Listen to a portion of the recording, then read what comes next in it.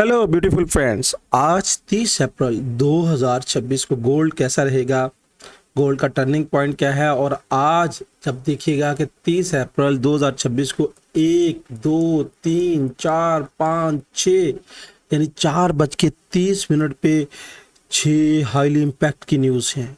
और अमूमन देखा गया है कि अगर एफओएमसी का डाटा हो, फेड का डाटा हो, तो फेड के डाटे में चेंज ना आए तो ये जो है बड़ा तूफानी मूव पैदा करता है और नेक्स्ट डे मार्केट की अच्छी खासी वोलेटिलिटी में रहने के चांसेस होते हैं। तो आज एहतियात और केयर करने की बहुत ज़रूरत है क्योंकि 30 अप्रैल है और उसके बाद और लास्ट डे ऑफ मंथ है, तो एहतियात और केयर बहुत ज़रूरी है।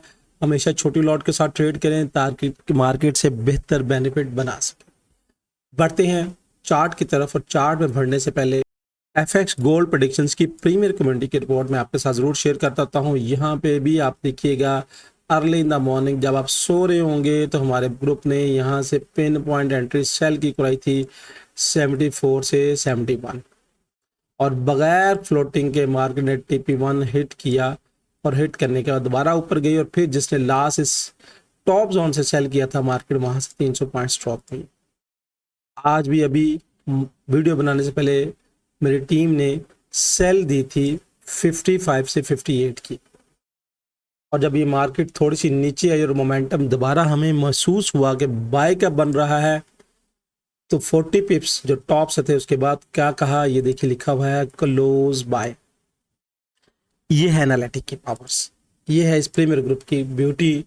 आप इस प्रीमियर ग्रुप में शामिल हो सकते हैं। यहाँ पे देखो व्हाट्सएप नंबर पे मेरी टीम के साथ रब्ता करें, कैसे कुछ टर्म्स एंड कंडीशंस को मीट करके आप इस कम्युनिटी का हिस्सा बन सकते हैं। बढ़ते हैं चार्ट की तरफ, और चार्ट पे अगर हम देखें तो यहाँ पे थोड़ा सा गौर कीजिएगा। H1 का टाइम फ्रेम है और मैं पहले आपको डेली के टाइम फ्रेम पे लेके जाना चाहूँगा। डेली के टाइम फ्रेम में क्यों लेके आना चाह रहा हूँ, यहाँ पे देखिएगा कि प्राइस ने, कैंडल ने ये सॉलिड कलर से नीचे कल क्लोजिंग कर दी है। अब प्राइस ऊपर बढ़ने की कोशिश कर रही है और ये जो सॉलिड कलर है, अगर मेरी नज़र में प्राइस इसको मीट करके ऊपर जाती है, H1 की कैंडल क्लोज करती है, तो फिर प्राइस यहाँ से वापस ऊपर जाने की कोशिश करेगी। यानी आज का टर्निंग पॉइंट है मेरी नज़र में ये सॉलिड कलर्स है, ये जहाँ से हाई से मार्केट ब्रीच करके नीचे की तरफ गई थी। ये बात ज़हन में रख लीजिएगा। ये डेली का टाइम फ्रेम है। अब शिफ्ट होते हैं H1 के टाइम फ्रेम पे कि H1 का टाइम फ्रेम हमें क्या कहता है, चूंकि इंट्राडे के वाले से हम H1 के टाइम फ्रेम पे ही फोकस करते हैं। अब H1 के टाइम फ्रेम के मुताबिक यहाँ पे 9 और 26 पीरियड्स की लाइन का क्रॉस ओवर होना, कैंडल्स का यूं ऊपर की तरफ बढ़ना एक साइन है कि मार्केट में ऊपर बाय की मूव का। अगर सॉलिड कलर्स को देखें तो स्पैन बी ने, ये देखिएगा स्पैन ए ने नीचे की तरफ रुख इख्तियार किया है और स्पैन बी का जो एंगल है वो भी नीचे की तरफ है। अगर मैं सॉलिड कलर्स को देखूं तो यहाँ पे ये मुझे अंदिया फिल वक्त दे रहा है कि प्राइस ऊपर के मूव फेक है और प्राइस नीचे जाएगी। और अगर यहाँ पे 9 और 26 पीरियड्स की लाइन को देखूं तो ये अंदिया दे रहा है कि प्राइस ऊपर की तरफ जाएगी।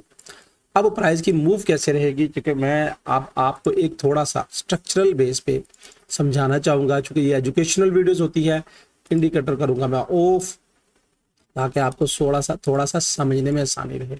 H1 का टाइम फ्रेम है, H1 के टाइम फ्रेम पे ये मैंने जोन्स मार्क किए हुए हैं, और अगर मैं आपको गाइड करने की कोशिश करूँ थोड़ा सा, तो यहाँ पे ये देखिएगा 1 2 3 4 और उसके बाद ये 5th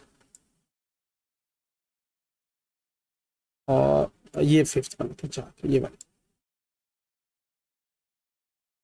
ये 5th, यानी 5 वेव्स यहाँ पे जाके आज कंप्लीट हो गई हैं। Internal waves, internal plus external ने मार्केट को सेल में ब्रेक कर दिया है। अब जब 5 वेव्स कंप्लीट हो जाए तो मार्केट क्या करती है, मैंने आपको बताया कि मार्केट 4 नंबर पॉइंट तक पहुंचने की कोशिश करती है। अब ये 1 2 3 4 और 5 जब कंप्लीट हो जाए तो ये मार्केट की ये और ये इसके रिट्रेसमेंट के लेवल्स हैं, यानी ये मार्केट के डाउनफॉल के लेवल्स होंगे। इंटरनली तौर पे मार्केट अब ऊपर जाने की कोशिश करेगी क्योंकि 5th वेव्स कंप्लीट हो चुकी है। जोन्स मैंने पहले मार्क करके रखे हुए हैं, ये जोन्स है जो मैंने मार्क किए। अब मार्केट की ये देखिए यहाँ पे मैंने वेव्स लगाई है, 5 वेव्स कंप्लीट हैं। अगर यहाँ पे मैं फेब का लेवल लगाता हूँ, ये फेब का लेवल है, लेवल्स मैंने पहले मार्क करके रखे हुए हैं ताकि थोड़ा टाइम भी बच जाए और थोड़ा सा टाइम भी आपका चूंकि कीमती होगा। तो इनिशियली मार्केट की जो अप्रोच है अगर मार्केट ने बाय जाना है तो यहाँ पे देखिएगा कि इंटरनल लेवल्स ये हाई, ये इंटरनल लेवल्स का लो, और अगर इससे ऊपर इसने क्लोजिंग कर दी तो फिर क्या होगा, इंटरनली वेव स्टार्ट हो जाएगी, यानी 1 2 और उसके बाद जब ये 3 कर जाए तो रिटेस्ट पे हम फिर बाय की तरफ देखेंगे। यानी यहाँ पे ये जो लेवल है 4610, 4641, 4672, ये फेब का लेवल्स भी है। और यहाँ पे जो लेवल्स मैंने मार्क किए हुए हैं, थोड़ा सा गौर कीजिएगा, ये मेरे स्ट्रक्चरल लेवल्स भी हैं।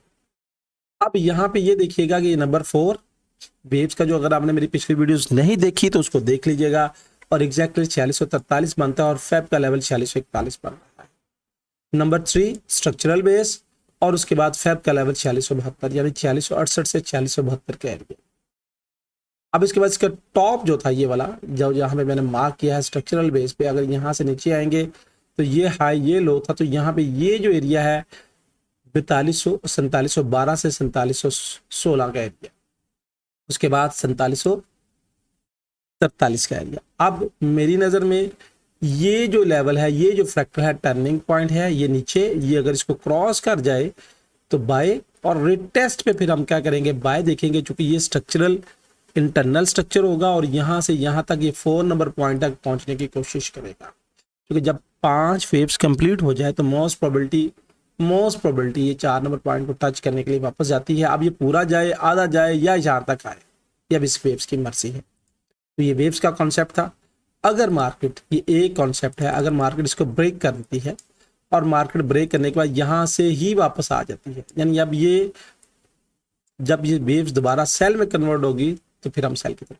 अब मार्केट अगर यहाँ से वेव्स वापस चली जाती है, 4510 से नीचे चली जाती है, तो यहाँ से नीचे आने के बाद पहला सपोर्ट का जो लेवल बनेगा वो ये वाला बन सकता है।